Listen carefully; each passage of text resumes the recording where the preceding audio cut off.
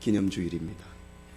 이것은 마틴 루터가 독일 비텐베르그 교회 당문에 95개 조항의 로마 카톨릭 교리에 대한 항의문을 붙인 날을 기점으로 해서 세계교회는 종교개혁 기념주일로 지키는 역사적인 날이 된 겁니다.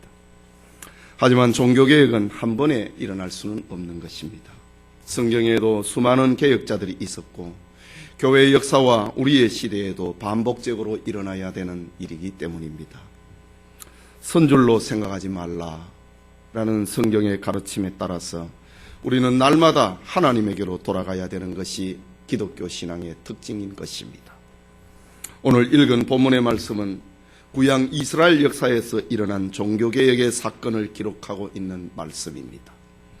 본문의 배경이 되고 있는 유다의 12대 왕 아하스는 에돔과 블레셋의 연합군들이 유다를 공격을 해오자 고민에 빠지게 됩니다.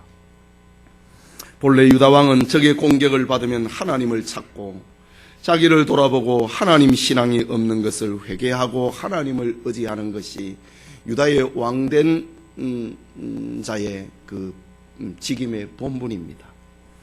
그런데 아하스는 에돔과 블레셋의 연합군들의 공격을 받자 하나님 신앙은 헛것이구나,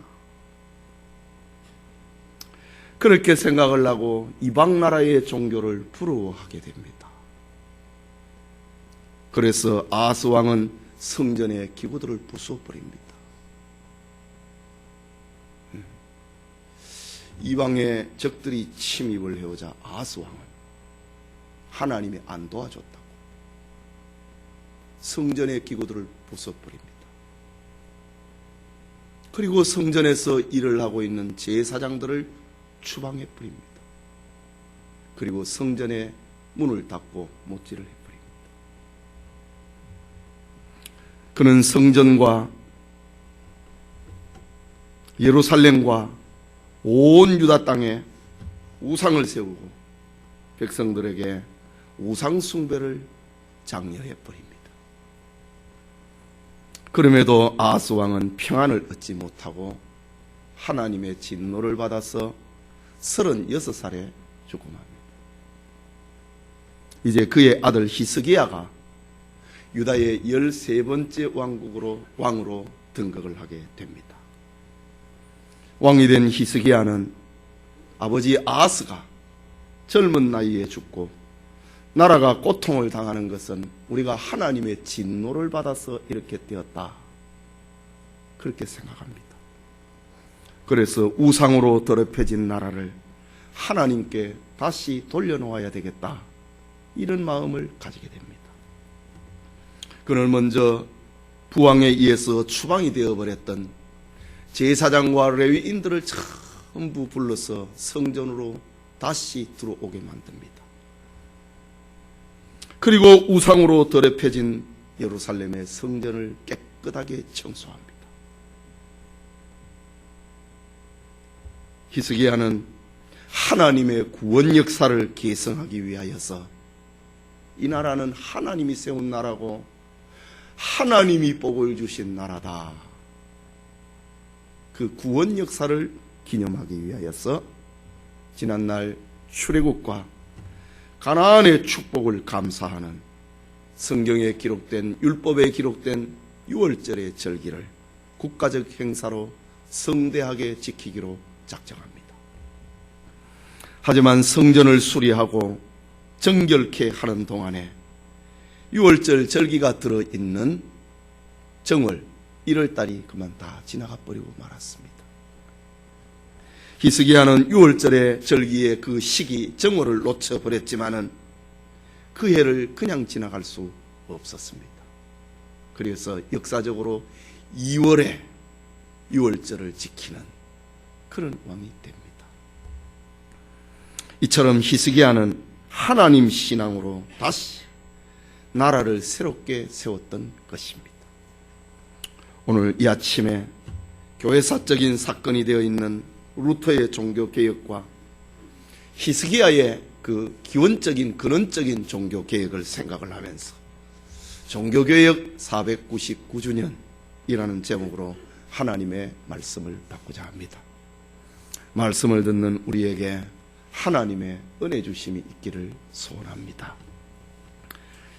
오늘 본문에 나타나고 있는 대로 히스기야의 종교 개혁은 크게 세 가지로 나타납니다. 하나는 우상을 제거하는 겁니다.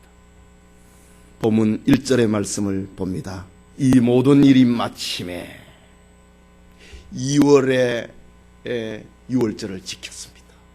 이 모든 일을 마침에 거기 있는 이스라엘 무리가 나가서 유다 여러 성읍에 이르러 주상을 깨트리며 아세라 목상을 찍으며 유다와 베냐민과 에브라임과 므낫세 온 땅에서 산당과 단을 제하여 멸하고 이스라엘 모든 자손이 각각 그 본성 기업으로 돌아갔더라. 6월절의 절기는 엿새 동안에 지키는 절기거든요. 정월에 히스기야 왕이 제사장과 레위인들을 전부 불러서 성전에 다시 일을 할 수 있도록 만들고 정월에 성전을 정결케 하고 2월 달에 6월절의 절기를 지켰습니다. 그러나 아직 예루살렘과 유다 땅과 이스라엘 땅에 흩어져 있는 수많은 우상들은 제거하지를 못한 겁니다. 히스기야와 그 시대의 백성들은 6월절을 거룩하게 지킴으로 구원과 축복은 우상 숭배가 아니라 오직 하나님께로부터 온다고 하는 것을 깨달았습니다. 그래서 예루살렘 성전을 정결케 하고 6월절 성회를 마치고 난 백성들은 자신들의 구원과 축복을 가로막았던 우상들을 온 나라에서 제거하기로 작정을 합니다. 오늘 1절 말씀에 온 땅에서 산당과 단이라고 하는 표현이 1절 중간에 나옵니다. 산당과 단이다. 높은 언덕이나 산 꼭대기 그리고 깊은 산 속에 이방인들이 즐겨 세웠던 우상들의 정각을 말합니다. 그 안에 바알상과 아세라 목상들이 거기에 안치되어 있습니다. 부패한 인간의 종교성은 속세와 떨어지고 하늘과 더 가까워지기를 원했습니다. 그래서 이스라엘 백성들도 하나님 신앙이 약화가 되자 이방인들의 풍습을 본받아서 산당에 바알과 아세라상을 세워놓고 숭배했던 것입니다. 은혜를 받은 이스라엘 백성들은 예루살렘 성전으로 향하는 자신들의 마음을 빼앗고 있는 산당, 우리가 하나님 앞에 예배를 드리는 것은 예루살렘 성전인데 성전으로 향하고 있는 우리의 마음을 그동안 빼앗았던 산당, 골짜기와 깊은 산속과 산꼭대기에 위치를 해두었던 우상의 정각과 그 안에 들어있던 바알과 아세라 목상을 다 찍어버리는 것입니다. 여러분, 오늘 이 말씀을 우리에게 적용을 하면 어떻게 생각할 수 있겠습니까? 우리의 신앙생활도 성전이 중심이 되어야 됩니다. 교회가 중심이 되어야 됩니다. 교회에서 하나님을 만나고 교회에서 선포되는 설교의 은혜를 받고 삶의 문제를 해결해야 됩니다. 교회를 중심하지 않는 각종 모임은 건강한 신앙에서 멀어지게 만드는 오늘의 산당과 같은 것입니다.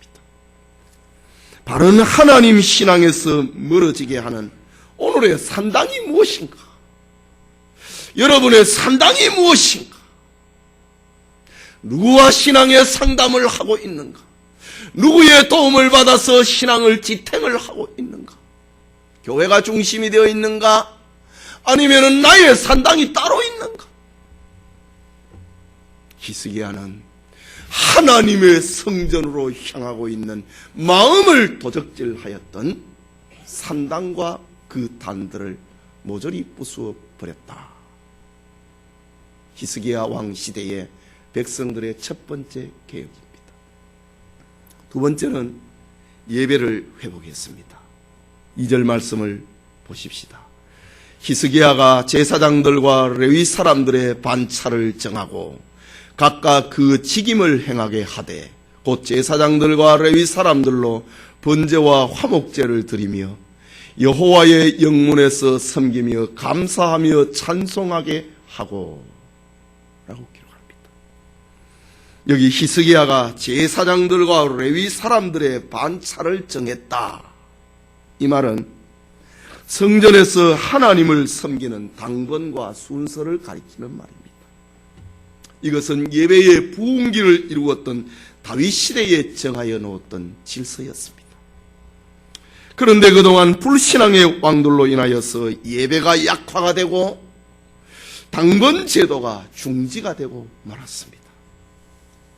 아니, 중지 정도가 아니고 아하스 왕은 아예 성전을 폐쇄를 시켜버렸습니다. 제사장과 레위인들을 예루살렘에서 쫓아내버렸습니다. 히스기야는 예배봉사의 당번 제도를 회복시켰다. 그리고 하나님께 번제와 화목제를 저들로 하여금 아침과 저녁으로 하나님 앞에 예배하게 하였다 라고 합니다. 뿐만 아니라 2절 말씀에 제사장들과 레위 사람들로 하여금 여호와의 영문에서 섬기게 했다. 성전 문입니다. 이것은 성전의 문을 철저하게 관리해가지고 자격 미달인 예배자의 출입을 제한을 시켰습니다. 하나님께 올바른 예배가 진행이 되도록 경비하는 일을 하게 한 것입니다. 그리고 제사장들과 레위인들로 하여금 하나님 앞에 감사하고 찬송케 하는 일을 했던 것입니다. 여러분, 오늘의 우리의 신앙 개혁이 어떻게 전개되어야 되겠습니까? 그것은 바른 예배의 회복에 있는 것입니다. 주일을 거룩하게 성수하는 것입니다. 예배 시간을 엄수하는 것입니다. 경건하게 예배자가 되어서 하나님 앞에 예배드리는 것입니다. 아예 성전 문에서 히스기야 시대에 제사장과 레위인들로 하여금 그 출입을 철저하게 관리하고 있는 것을 보십시오. 주일을 성수하는 것, 우리의 예배 시간을 엄수하고 경건하게 예배드리는 것, 이것은 신앙 회복의 첫걸음입니다. 우리 모두에게도 참된 예배 회복의 은총이 있기를 바랍니다. 또 하나 히스기야 시대의 예배의 회복은 11조와 헌금 생활의 회복입니다. 3절과 4절을 보시겠습니다. 또 자기 재산 중에서 얼마를 정하여 여호와의 율법에 기록된 대로 번제 곧 조석 번제와 안식일과 초하루와 절기의 번제에 쓰게 하고, 또 예루살렘에 거한 백성을 명하여 제사장들과 레위 사람들의 음식을 주어 저희로 여호와의 율법을 힘쓰게 하라 한지라 라고 합니다. 이 말씀은 성도들의 헌금 생활의 회복을 알려주고 있는 말입니다. 구약시대의 이스라엘 백성들의 헌금은 크게 둘로 구분이 됩니다. 하나는 10분의 1은 세상의 기업을 얻지를 못하였던 레위인들과 제사장들의 생활을 위하여서 10분의 1을 드렸습니다. 그리고 또 하나의 10분의 1은 예배와 성전 수리를 위하여서 각종 예배의 제사 비용과 예배의 비용과 성전 수리를 위하여서 그 경비로 드렸던 것입니다. 오늘 성경에도 보면은 5절과 6절에 보면 그 내용이 자세하게 나옵니다. 왕이 명령을 내리자 곧 이스라엘 자손이 곡식과 포도주와 기름과 꿀과 밭의 모든 소산의 처음 것을 풍성히 드렸고 또 모든 것의 11조를 가져왔으며. 두 종류입니다. 구약시대의 백성들은 10의 1을 하나님 앞에 드렸습니다. 하나는 예배용이고 하나는 레위인들과 기업을 얻지 못한 제사장들을 위한 겁니다. 그리고 6절에 보면은 유다 여러 성읍에 거한 이스라엘과 유다 자손도 소와 양의 11조를 가져왔고, 소와 양의 11조를 가져왔고, 이것은 기업이 없는 레위인들과 제사장들 용입니다. 또 그 하나님 여호와께 구별하여 드릴 성물의 11조를 가져왔으며, 이것은 예배용입니다. 그리고 성전과 관계되는 예배용입니다. 이것이 넘친다 이거죠. 이것이 넘치면은 그 레위기 성경에 보면 3년의 11조라고 하는 게 있습니다. 이 예배용의 예물이 이 10분의 1을 온 이스라엘 백성들이 성전에 가져오니까 예배용의 예물이 넘칩니다. 그래서 3년에 한 번씩은 그 제물은 하나님 앞에 드린 제물은 가난한 사람과 이웃과 과와 과부를 위해서 구제용으로 쓰였습니다. 이것을 가리켜 성경에 나타난 3년의 11조라고 표현하고 있는 겁니다. 본문의 히스기야는 이렇게 백성들의 헌금 생활의 회복을 통하여 매일의 제사를 회복을 하였고 제사장과 레위인들의 생활을 넉넉하도록 하여서 저들로 하여금 즐거운 마음으로 율법의 연구에 전념을 힘쓰고 율법을 강론하도록 했던 것입니다. 히스기야 왕의 시대에 이런 결과는 참으로 아름다웠습니다. 백성들은 모든 소산의 처음 것을 풍성히 드렸다. 그리고 하나님 앞에 드릴 제사용을 위하여서도 풍성히 10분의 1을 많이 드렸다라고 합니다. 예루살렘에서 시작된 11조와 헌금 실천 운동은 온 유다와 이스라엘로 확장이 되었다고 합니다. 백성들의 마음에 일어난 감격은 3월달부터 시작해서 7월달까지 이 일이 무려 4개월 동안 이 일이 계속이 되었다고 합니다. 그들의 헌신과 감격과 사랑은 산더미를 이루게 되었습니다. 이러한 장면을 보았던 히스기야와 관원들은 여호와 하나님 앞에 경배와 찬양을 올렸다. 그리고 기쁨으로 백성들을 축복하였다라고 기록합니다. 하나님께 드린 예물이 산더미를 이루게 되었을 때에 히스기야는 제사장들과 레위인들에게 이유가 무엇이냐고 물었습니다. 어떻게 예물이 이렇게 많이 있느냐. 그러자 본문 10절에 사독의 족속 제사장 대제사장 아사라가 대답하여 가로되 백성이 예물을 여호와의 전에 드리기 시작함으로부터 우리가 족하게 먹었으나 남은 것이 많으나 이는 여호와께서 그 백성에게 복을 주셨음이라. 그 남은 것이 이렇게 많이 쌓였나이다. 하나님이 우리에게 복을 줬다. 하나님이 우리에게 복을 준 마음이, 복받은 마음이 하나님 앞에 산더미를 이루어 놓았다 라는 말입니다. 이것이 축복을 받은 왕과 그 시대의 백성들의 신앙의 모습입니다. 여러분, 히스기야의 신앙개혁은 하나님의 백성이 된 우리에게 영원한 신앙개혁의 현주소라는 것을 잊지 말아야 됩니다. 히스기야는 인생의 구원과 축복은 하나님께로 온다고 하는 사실을 알고 이렇게 우상을 제거하고 예배를 회복을 하고 11조와 헌금 생활의 회복을 주도했던 것입니다. 그 결과 온 나라와 백성에게 평안과 형통함이 찾아왔다라고 성경은 이렇게 기록하고 있습니다.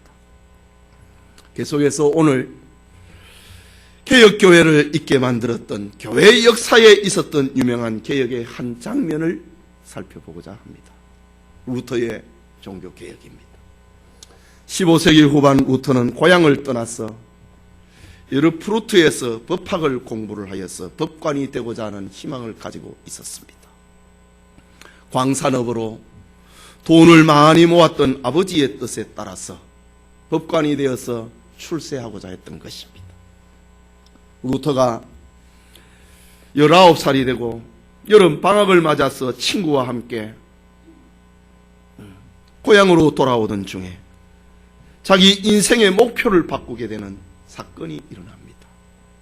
갑자기 하늘이 흐려지면서 요란한 천둥 소리와 함께 내리친 벼락에 잠시 전까지만 옆에서 청운의 꿈을 의논을 했던 친구가 벼락을 맞아서 새카맣게 타버리는 겁니다. 친구의 처참한 몰골을 본 순간 루터는 하나님 앞에 벌벌 떨면서 땅에 엎드려서 부르짖습니다. 하나님이여, 나를 살려주소서. 그리하면 내가 수도사가 되겠나이다. 성 안나여, 나를 살려주소서. 그리하면 내가 수도사가 되겠나이다. 루터는 친구가 옆에서 벼락을 맞아서 새카맣게 타버린 현장에서 엎드려서 하나님 앞에 부르짖어 기도했습니다. 루터는 그날의 충격에서 헤어날 수가 없었고 결국 수도원에 들어가서 신학 공부를 하고 수도사가 됩니다. 그의 수도원 생활의 열심은 다른 이들과는 좀 남달랐습니다. 내가 어떻게 법학도의 길을 버리고 신부가 되기를 하느냐이지요. 그의 다짐과 그의 수도사 생활은 특별했습니다. 그는 머리를 숙이고 땅을 바라보면서 걷는 규칙에 아주 익숙했습니다. 우승을 포기하고 근엄한 표정을 짓는 것에도 루터는 어색하지 않았습니다. 마루를 닦고 동냥도 했습니다. 로마 가톨릭 교회의 교리도 다 외워버렸습니다. 그의 마음에 욕망이 생길까봐 더러워서 그는 더운 물도 마시지 않고 늘 찬물만 마셨습니다. 그는 매일 수도원의 종탑의 방을 무릎으로 기어오르면서 자신의 죄를 하나씩 하나씩 고백을 하며 마루를 닦았습니다. 그는 하루에 7번 이상 자기의 주임 신부를 찾아가서 호해성사를 했습니다. 루터가 너무 자주 찾아와서 호해성사를 하니 루터의 주임 신부는 너무 귀찮았습니다. 그래서 루터에게 제발 죄를 좀 모아가지고 한꺼번에 가져오라고 말할 정도였습니다. 그렇게 루터는 자기 경건과 자기 성결에 몸부림을 했습니다. 하지만 이런 금욕과 경건 생활에도 루터의 마음에는 구원의 확신과 평안을 누릴 수가 없었습니다. 그러는 중에 루터는 꿈에도 그리던 로마를 순례하게 됩니다. 로마는 순교자의 무덤과 거룩한 성물들이 보존이 되어 있는 성지였습니다. 교황 측에서는 이 성자들의 유해와 유물들을 숭배하면 큰 언덕을 입게 된다고 그렇게 가르쳤습니다.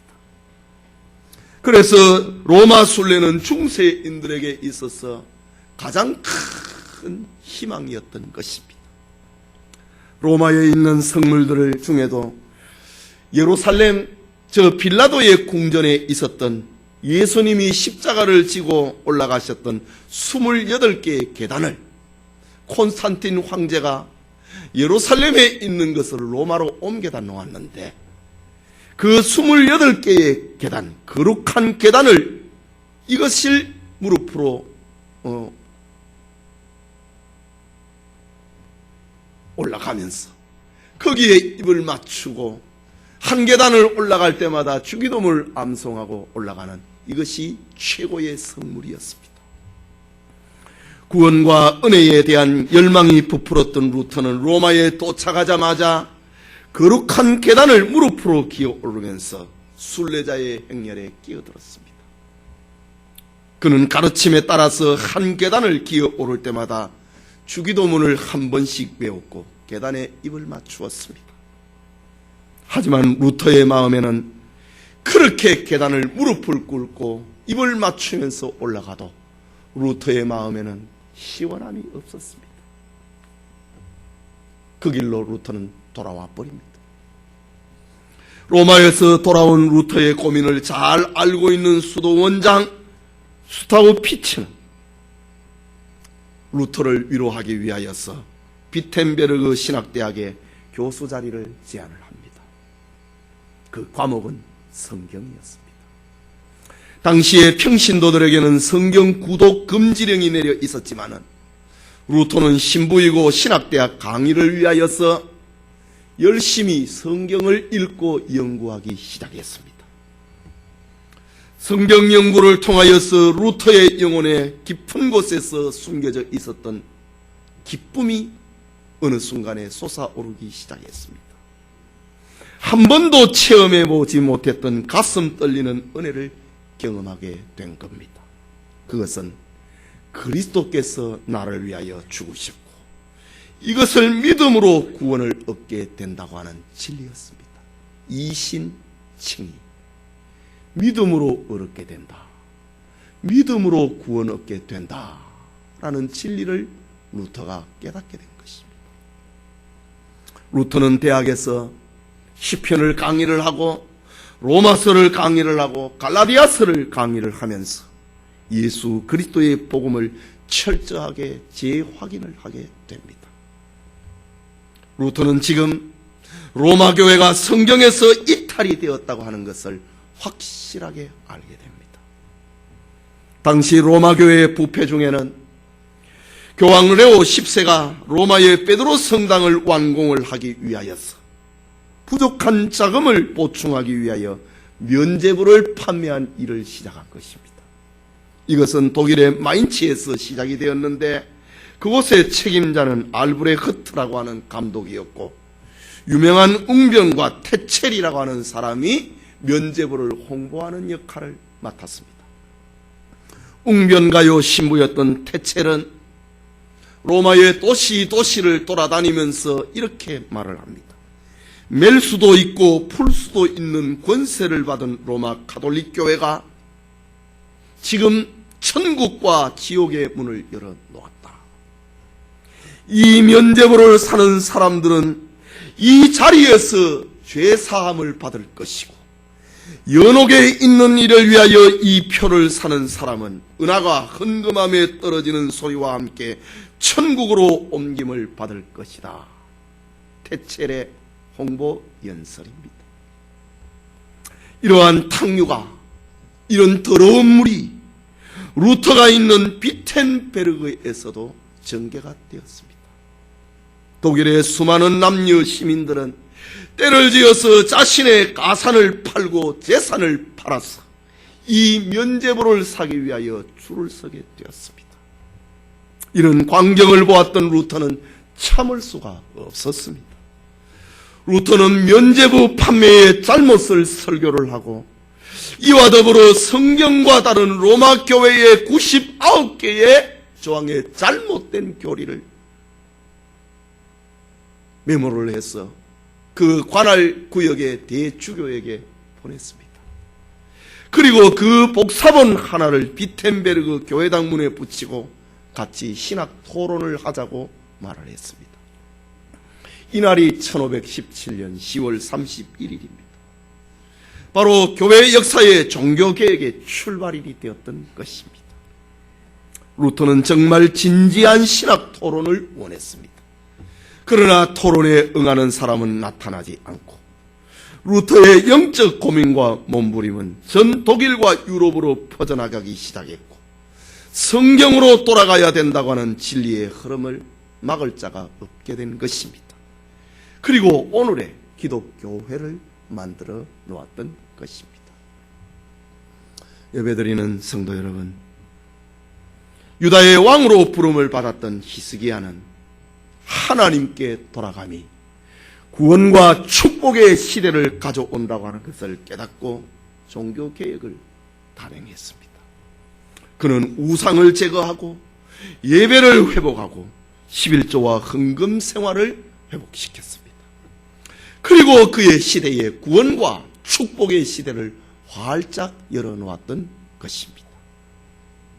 마르틴 루터는 성경에서 멀어진 로마 가톨릭의 구원과 평안이 없고 축복이 없다고 하는 것을 알고 오직 하나님의 은혜로, 오직 믿음으로, 오직 성경에서 구원과 영혼의 안식을 얻게 된다고 하는 것을 발견한 것입니다.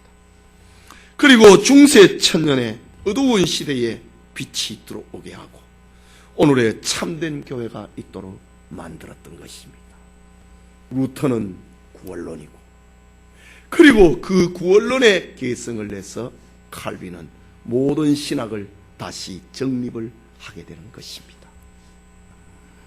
루터가 로마 교황청으로부터 파문을 당하는 재판석에 섰습니다. 루터가 독일에 살고 있었기 때문에 교황청의 압력을 받았던 로마의 독일의 황제가 루터의 재판을 대행을 하고 옆에는 추기경들이 지켜보고 있습니다. 독일의 황제가 묻습니다. 여기에 있는 책들이 모두 그대의 것으로 고백하는가? 루터의 대답, 예, 제 것입니다. 이 책들에 쓴 내용을 취소할 마음이 있는가? 아니요. 전적으로 그대로입니다. 내가 믿는 바를 고칠 수도 없거니와 앞으로도 고치지 않을 것입니다. 이것이 나의 주장입니다. 하나님이여, 내가 여기 서 있습니다. 나를 도와주소서. 교회사적인 말을 하게 됩니다.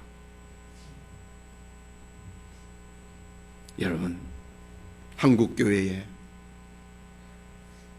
루터가 종교개혁을 이루고 그 개혁의 바탕에서 신학의 체계를 세워놓았던 칼빈의 이런 신학사상이 한국교회에 들어온 지 130년이 되었습니다. 하지만 오늘의 교회는 세속사회가 가고 있는 물질주의로, 상업주의로 흘러가고 있습니다.